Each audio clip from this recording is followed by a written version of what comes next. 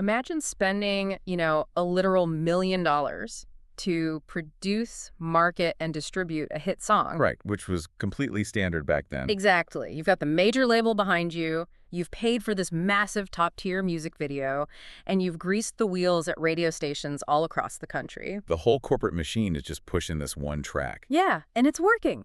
Your track is finally climbing the Billboard charts. It's your moment. And then you wake up the next morning to find out a guy from New Orleans downloaded your instrumental off the internet. Just ripped it right off the web. Just ripped it.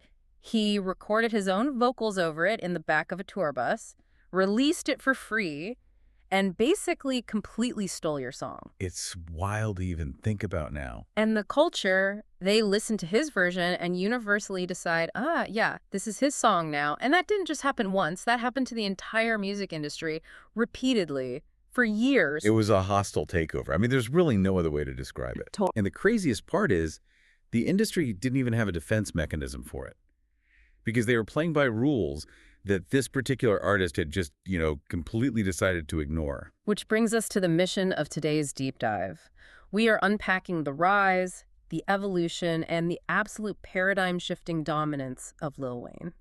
Yeah, and I think it's important to state up front, we're looking at this through a very specific lens today. Right. We aren't just doing a standard retrospective on a great musician.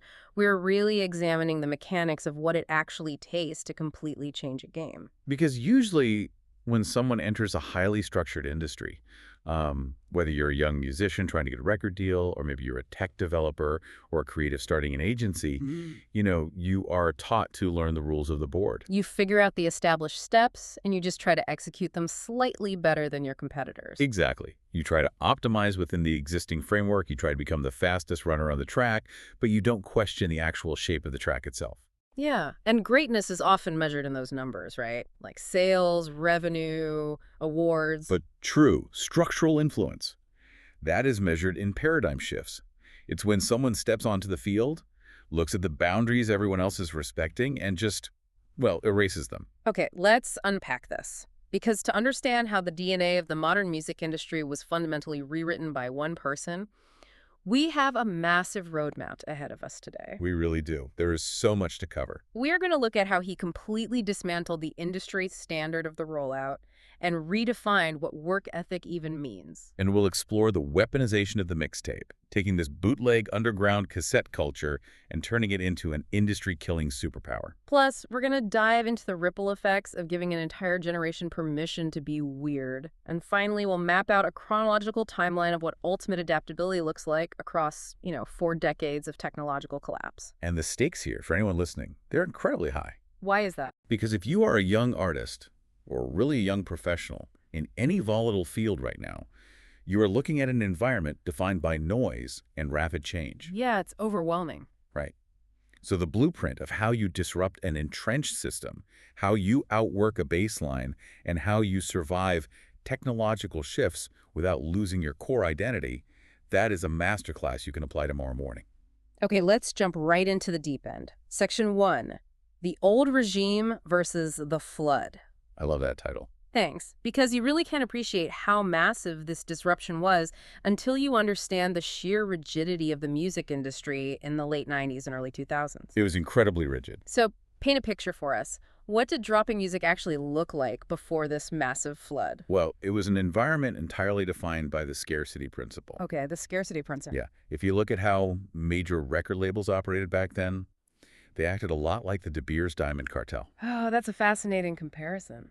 The fundamental economic belief was that making an artist rare made them immensely valuable. Yeah. If you hid a massive pop or rap star away in a recording studio for, say, 2 or 3 years, you built this intense artificial hunger in the consumer base. Right, because there was no social media back then. There was no Instagram Live to see what they were eating for breakfast. They were just gone. Precisely. They were completely gone. And that absence was highly calculated. It was a strategy. A very expensive strategy. The industry treated music like precious, finite, physical commodities because, at the time, they actually were physical commodities. Right. You had to physically manufacture plastic compact discs. Print millions of paper booklets, load them onto diesel trucks, ship them to Best Buy and Tower Records. That entire logistics chain required massive lead time. So the rollout was essentially this slow-moving, multi-million-dollar battleship where Exactly. you'd get a teaser, then a lead single would hit the radio. 3 months later, a Hype Williams music video premieres on MTV's TRL. And then 2 months after that, the artist does a magazine cover. Right. And then finally, the actual album drops. It was a heavily gated, highly choreographed event. And artists were explicitly instructed by label executives not to oversaturate the market. The fear of overexposure was basically the driving anxiety of the entire music business. Which brings us to the disruption. Because Wayne looked at that entire scarcity model, that artificial withholding of art, and just completely inverted the equation. He didn't just bend the rule, he broke the machine. He flooded the streets. Flooding the streets, it's such a visceral phrase, and we're talking about a volume of output that was legally and physically unprecedented at the time. Completely unprecedented. He wasn't just dropping an album a year, he was dropping mixtapes, leaking his own songs online, doing a guest verse on literally every single R&B and rap song that hit the Billboard Hot 100. It got to the point where if you turned on urban radio in, like 2007, you literally could not go 15 minutes without hearing his voice. You didn't have time to miss him because he never left. Right. He essentially moved his entire life onto the tour bus and into the studio. He pioneered this hyper-prolific studio rat lifestyle where the recording process wasn't this precious, isolated event. It was just how he breathed. Exactly. He was recording multiple songs a night, every single night, for years. But wait, I have to push back on this a little bit. Sure, good. Because if we look at basic economics, or really just human psychology, doesn't oversupplying the market completely tank your perceived value? That's the logical assumption, yeah. Right. It's like turning a high-end exclusive boutique into a 24/7 all-you-can-eat buffet. Conventional wisdom says people are going to get sick of the food. Didn't this run the risk of massive quality dilution? Yeah, absolutely. I mean, he must have been putting out some absolute garbage just to keep the volume up, right? And that is exactly what the label executives told him. They were terrified. They thought he was cannibalizing his own official album sales. Which makes sense from their perspective. But here is the mechanical reason why it didn't backfire and why it actually shifted the paradigm completely. It wasn't just about pure volume. It was about maintaining an unrelenting standard of effort at that volume. Okay, break that down for me. So he fundamentally changed the baseline requirement for entry into the industry. How do you mean? Well, using your analogy, if you open a 247 buffet and the food is just mediocre, yes, you go out of business. People get sick of it. Right. But if you open a 247 buffet and every single dish on the line is Michelin star quality, or at least undeniably compelling and highly technical, people don't get sick of it. They just move into the restaurant. Exactly. They change their eating habits to match your supply. Wayne proved that ubiquity doesn't dilute value if the execution is constantly evolving and consistently engaging. So he was outworking the baseline. It wasn't just, hey, look how many songs I have. No, not at all. It was, look how complex and dense my metaphors are on this random Tuesday leak that I'm not even charging you for. Exactly. He wasn't just outworking his peers in terms of hours clocked. He was raising the minimum viable product for the entire industry. Wow. Suddenly, if you were a rival artist taking 3 years to craft your perfect, cohesive album, you weren't mysterious anymore. You were irrelevant. You were completely irrelevant. The audience's metabolism for content had been permanently sped up. They began to expect their favorite artists to be in the trenches, releasing material, staying in the daily dialogue. So it's really the death of perfectionism. The complete death of it, or rather the redefinition of it. Perfection was no longer about a pristine, polished, 2-year rollout. Right. Perfection became about momentum, the ability to iterate, experiment, miss the mark occasionally, but immediately followed up with a massive hit the next day. And when you look at the modern creative landscape today, whether it's young musicians dropping tracks directly to SoundCloud and TikTok, or tech startups pushing continuous software updates instead of massive annual releases, that is the reality we live in now. It is the standard operating procedure. Gatekeeping lost its power because the pace of the game exceeded the gatekeeper's ability to control the flow of information. If we translate this to a practical lesson for a young creator today listening to this deep dive, it's this. You don't stay in the conversation by holding on to your project until it's absolutely flawless, waiting for some grand release moment. No, nobody cares about your grand release moment anymore. Exactly. You stay in the conversation through sheer momentum. You have to flood your own market. You have to be willing to show your work in public constantly. But this brings up a huge logistical hurdle, doesn't it? What's that? Well, you can't flood the market if you are relying on the old delivery systems. You can't pump a tidal wave of water through a single tiny garden hose. It's a great point. You couldn't release constant music back in 2005 if you were waiting for Universal Records to clear samples, print physical CDs, and ship them to Target. So to execute this flood, you needed a different delivery system entirely. You had to bypass the label. You had to hijack a medium. Which moves us into our second major phase of this deep dive. Here's where it gets really interesting. The weaponization of the mixtape. Yeah, and to really grasp the mechanics of this, we need to define what a mixtape actually was physically and culturally before Wayne got his hands on it. Right, because today the word mixtape just means like a playlist on Spotify or maybe an unofficial album. But in the late 90s and early 2000s, mixtapes were a very specific, physical, underground economy. Originally, mixtapes were exactly what they sound like. They were literal cassette tapes where local DJs would mix different hit songs together. Right, for parties and stuff. Yeah. And as it evolved into the CD era, it became a promotional tool. A rapper might give a DJ a couple of exclusive freestyles or throwaway tracks to put on a compilation CD. And these weren't in stores. No, these CDs were sold out of the trunks of cars, in barbershops, at local flea markets. It was a complete gray market. It wasn't tracked by Billboard at all. Not at all. And the labels basically turned a blind eye to it because it acted as a street-level promotional flyer for the actual album. So it was the minor leagues. It was an appetizer to hold the hardcore fans over while they waited for the actual meal, the official monetized studio album. Exactly.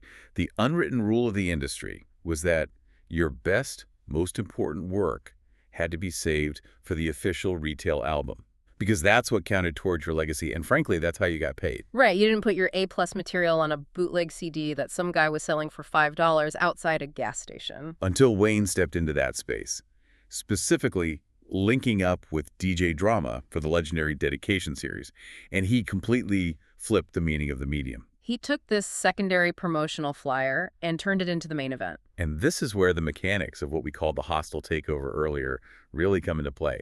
It's one thing to release original, high-quality songs on a mixtape. That's just good marketing. Right. But what he did was so much more aggressive than that. He started rapping over industry beats. Right. And we need to explain to the listener exactly what that entails. Yes, let's do it. So, an industry beat is the instrumental track of another artist's hit song that is currently dominating the radio. Yeah, the hottest song in the country at that moment. Let's say Jay-Z or T.I. drops a massive single. The beat is iconic. It's playing in every club. Wayne would take that exact instrumental, without permission, step into the studio, and record his own entirely new song over it. And he wouldn't just do a little homage or a shout-out. No. He would actively try to destroy the original artist on their own track. It is the ultimate flex of raw capability. Think about the audacity of that move. Another artist has spent months writing a hook. Their label spent hundreds of thousands of dollars producing it, clearing the samples, marketing it, pushing it to the top of the charts. Right, that song is their real estate. It is the pinnacle of their career at that moment. And Wayne downloads that instrumental, records a 64-bar vocal over it in an afternoon, releases it for free on a DJ Drama mixtape, and suddenly nobody wants to hear the original anymore. It's the analogy we used earlier. It's literally like someone coming into your house, redecorating your living room while you're at work, and when you get home, all your friends are sitting on the new couch saying, you know what? He really improved the place. It's his house now. It's a total dominance play. Sure. Because he was proving, in real time, that his raw talent, delivered through an unofficial bootleg channel, was more valuable and more culturally relevant than the entire corporate apparatus supporting the original hit.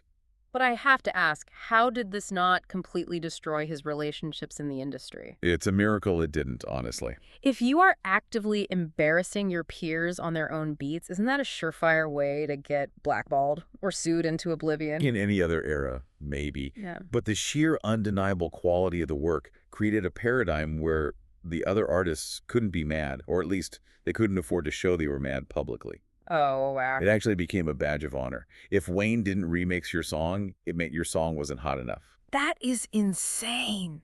He turned the act of stealing a beat into a twisted form of validation. As for the legal side, because he was giving these mixtapes away for free, at least officially, it existed in this Wild West, gray area of copyright law. Right. They couldn't track it. The labels couldn't stop the bootleggers fast enough, and frankly, they eventually realized that Wayne's remixes were actually driving more attention back to the original beats anyway. It's brilliant. He decoupled the concept of prestige from the concept of the official release. Yes, exactly. He showed that prestige comes entirely from the quality of the execution and your direct connection with the audience, regardless of the packaging. You don't need the shiny cardboard sleeve and the barcode to be the best in the world. From that point forward, the mixtape wasn't the minor leagues anymore. It was the ultimate proving ground. He built the blueprint that artists like Kendrick Lamar, J. Cole, and Chance the Rapper would use a decade later. They all built massive cult-like fan bases using free mixtapes before ever dropping a retail album. Exactly. So applying this mechanism to you, the listener, as a young professional today, Yeah, what is the takeaway here? you have to ask yourself, what is the mixtape in your industry? Right. What is the unofficial, secondary, or seemingly minor league channel that everyone else is treating as an afterthought? Maybe you're a filmmaker, and instead of waiting for a studio to greenlight your script, your mixtape is a series of hyperkinetic, zero-budget short films you drop directly on YouTube. That's a perfect example. Or maybe you're a coder, and instead of waiting for a promotion at a major tech firm, your mixtape is an open-source project you build on GitHub that solves a problem so elegantly that the major tech firms have to come to you. Exactly. It's about finding the space with the least friction, the fewest gatekeepers, and pouring absolute excellence into it. Yeah. If you can dominate the unofficial channels with undeniable quality, the official channels will eventually have to bend to your will. They will have to invite you in, and they will have to do it on your terms. Which is the perfect bridge to our third major theme in this deep dive, the ripple effect of artistic freedom. Because it wasn't just how he delivered the music that shifted the paradigm. It was who was allowed to deliver it. Right. We are moving from the operational shift of hijacking mixtapes to a really profound cultural shift regarding identity. And identity, especially in hip-hop during the late 90s and early 2000s, was a highly constrained, heavily policed concept. Very much so. To appreciate what Wayne did, we really need to contextualize the mold of that specific era. Let's paint that picture. Because if you look at the dominant artists of 2003, 2004, you have 50 Cent, you have the tail end of the Jay-Z dynasty, you have artists like T.I. and Young Jeezy. It was an era that placed a massive premium on a very specific type of street authenticity. It was about stoicism and traditional, almost impenetrable masculinity. Yeah, the uniform was very clear. It was baggy clothes, oversized jerseys, fitted caps. The vocal delivery was generally deep, controlled, and authoritative. There was a rigid mold of what a successful dominant rapper was supposed to look and sound like. And then here comes Lil Wayne. Here comes Wayne. A guy from New Orleans who decides he's just going to start carrying a skateboard everywhere. Right. He starts wearing tight, brightly colored bathing apes and eventually skinny jeans. He kisses his mentor, Birdman, on the mouth in this mafia-style show of loyalty, which completely broke the brains of the hyper-masculine hip-hop media at the time. It was shocking to people. He covers his entire face in tattoos way before that was a common trend.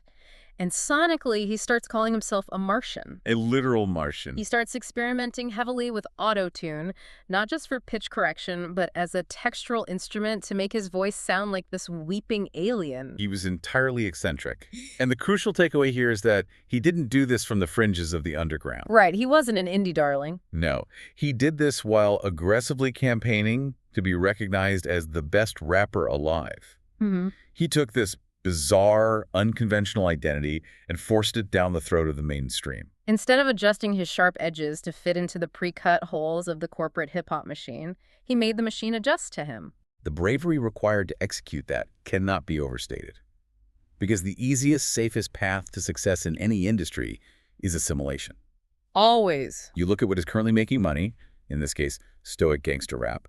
You copy that aesthetic, and you take your safe slice of the pie. You fit in. To be entirely unpredictably yourself, especially when it directly contradicts the dominant culture of your industry, is a massive professional risk. But when it works, it alters the entire ecosystem. It doesn't just create success for you, it creates a new atmospheric pressure for everyone who follows. Yes. And we can see exactly what that altered ecosystem looks like by tracking his direct descendants.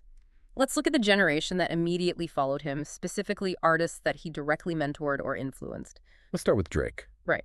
Before Wayne brought Drake into the fold, the idea of a rapper who was highly technical with his pen, but also openly wept over R&B beats about his ex-girlfriends, was a paradox. It didn't exist in the mainstream. You were either a tough lyricist or you were an R&B singer. Wayne made it structurally okay to be simultaneously lyrical and deeply emotional.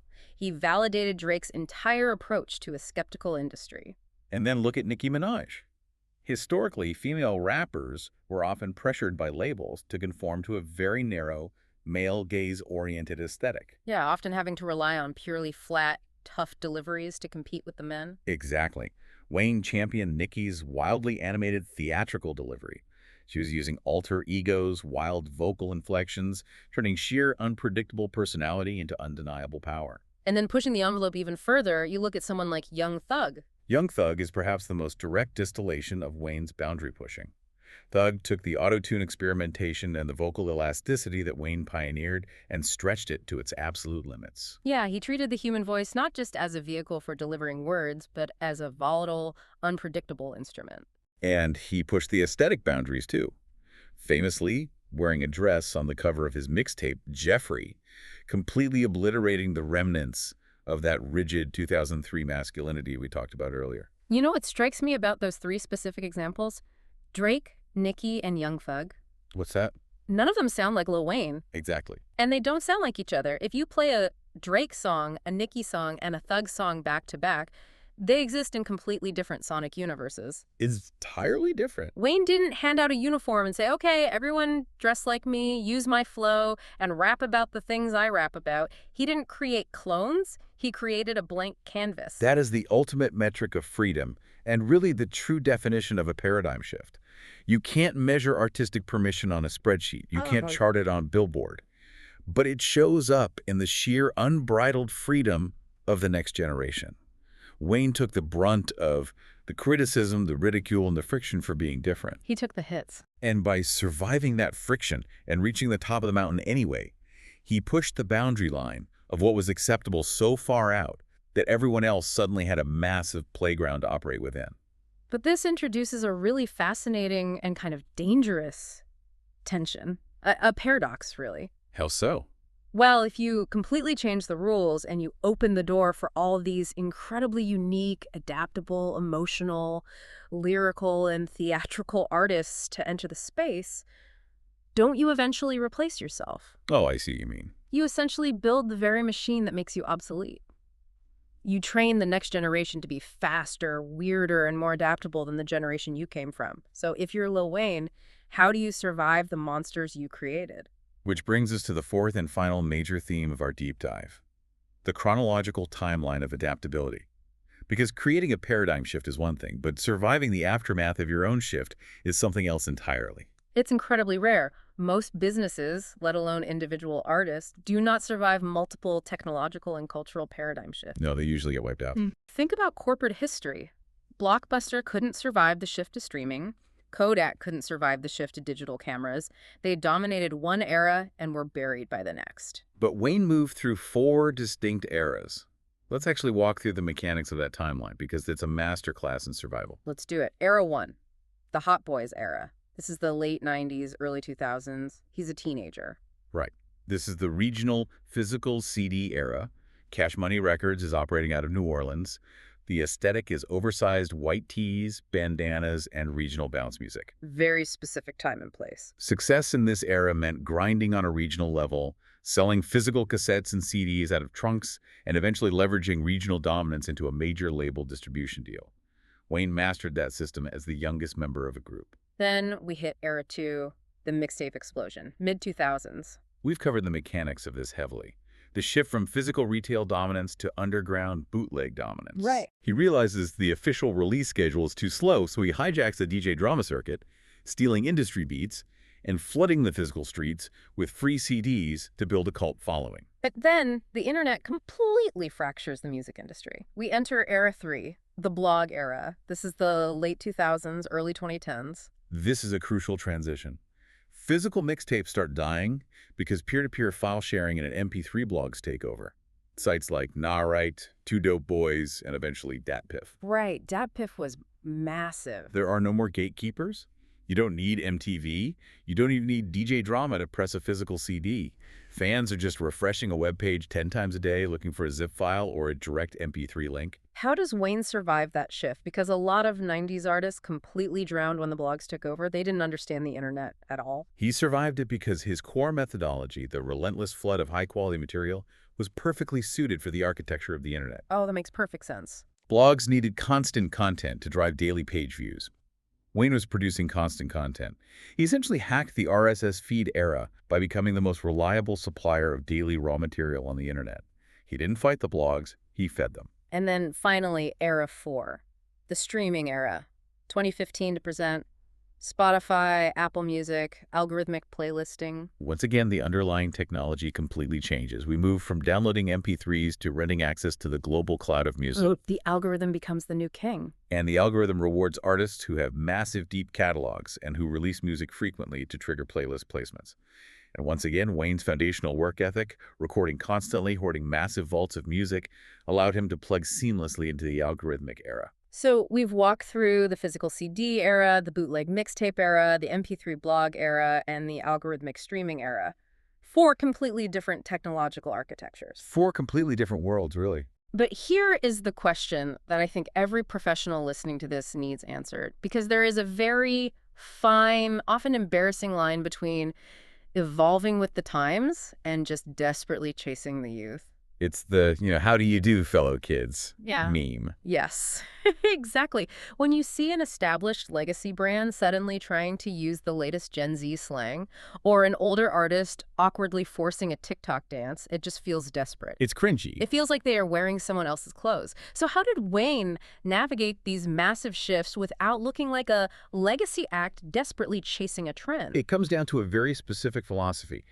Anchoring your core identity while remaining completely, ruthlessly flexible with your medium. Okay, say more about that. Let's look at the mechanics of what he actually did. He adjusted without chasing. He evolved without forcing. Adjusted without chasing. That's the key distinction. But what does that actually look like in practice? It means identifying what your absolute core strengths are and refusing to compromise them, while simultaneously being totally agnostic about how those strengths were delivered to the consumer. Right.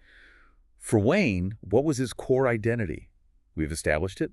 An unrelenting work ethic, incredibly dense, complex lyricism, and a bizarre, eccentric artistic persona. Those were his anchors. The core never changed. Exactly. He didn't change who he was. He didn't suddenly start making sterile pop music just because that was selling, but he was infinitely adaptable to how his core product was distributed and who he collaborated with. Yeah. When the medium shifted from physical CDs to mixtapes, he hijacked the mixtapes. Right. When it shifted to blogs, he fed the blogs. He didn't sit around in interviews complaining that nobody buys physical CDs anymore or whining that the blogs are ruining the industry. Oh, complaining about the shifting landscape is what legacy acts do while they're becoming obsolete. That is so true. Surviving an era means you manage to hold on to a shrinking piece of the pie by sheer brand recognition. Thriving in an era means you look at the new landscape, you coldly identify the new levers of power, whether that's a DJ in Atlanta, an MP3 blog, or a Spotify playlist, and you pull those new levers using the same core strengths you've possessed all along. He learned the new rules of every era and immediately started breaking them in his own unique way. That is adaptability at the highest possible level. And it requires a lack of ego regarding the delivery of your work, coupled with an immense unwavering ego regarding the quality of your work. Which brings this entire massive deep dive full circle. We started this conversation by questioning the premise of how we measure greatness. Because impact isn't just about what you do in your prime, it's about what the landscape looks like after you've done it. When people argue about the greatest of all time, in any field, they always default to numbers. Who sold the most? Who has the highest ROI? Who has the most awards? And numbers are comforting because they are safe, objective metrics, but they completely miss the larger truth of historical influence. The real conversation, the only one that actually matters when assessing true impact, is who changed the way the game is played. After Wayne, the grind fundamentally changed. The new standard of constant presence and relentless iteration was set. The sound changed. The elasticity of the vocal delivery, the blurring of the lines between rapping and singing, the comfort with auto-tune that was permanently altered. The freedom changed. Artists were no longer confined to the rigid, stoic archetypes of the 90s. If changing the structure of the game is the true metric of greatness, The list of contenders shrinks dramatically. You aren't just counting hits anymore. You are counting structural revolutions. So we've covered a tremendous amount of ground today, from the economics of scarcity to the hostile takeover of industry beats, to the cultural shattering of the hip-hop mold, to the mechanics of surviving 4 technological eras. It's a lot to process. For the young creatives, the entrepreneurs, the professionals listening to this deep dive right now, let's distill this blueprint down to its core actionable lessons. First, outwork the baseline standard. Don't just meet the expectations of your industry's traditional rollout. Right. Raise the baseline so high that you flood your own market with undeniable iterative quality.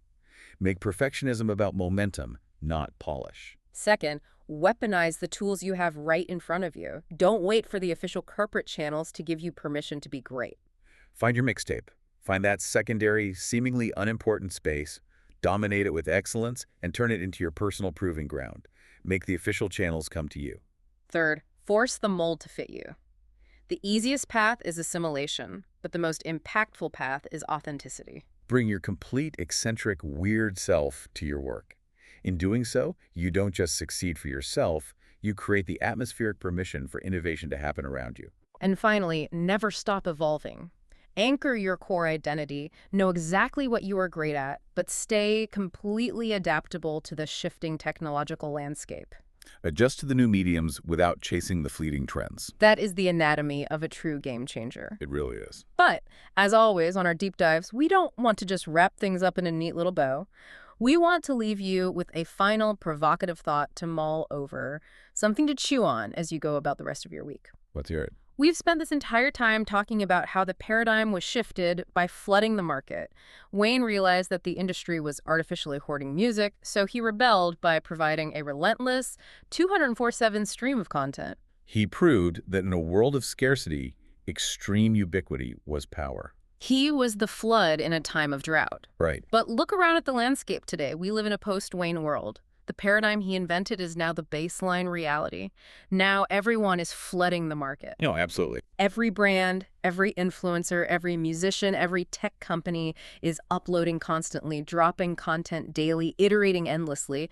The flood isn't a rebellion anymore. It's just the water we are all drowning in. The noise is deafening. Which presents a massive systemic paradox for the next generation of disruptors. Exactly. So here is the question for you to explore on your own.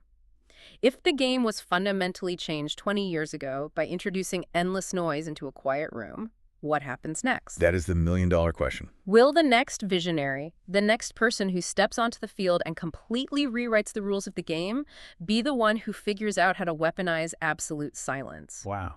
Will severe, uncompromising scarcity be the only way to stand out in a world of endless noise? Now that is a paradigm shift waiting to happen, something to really think about. Keep digging deep, keep questioning the boundaries of whatever field you are in, and never stop challenging the rules of your own game.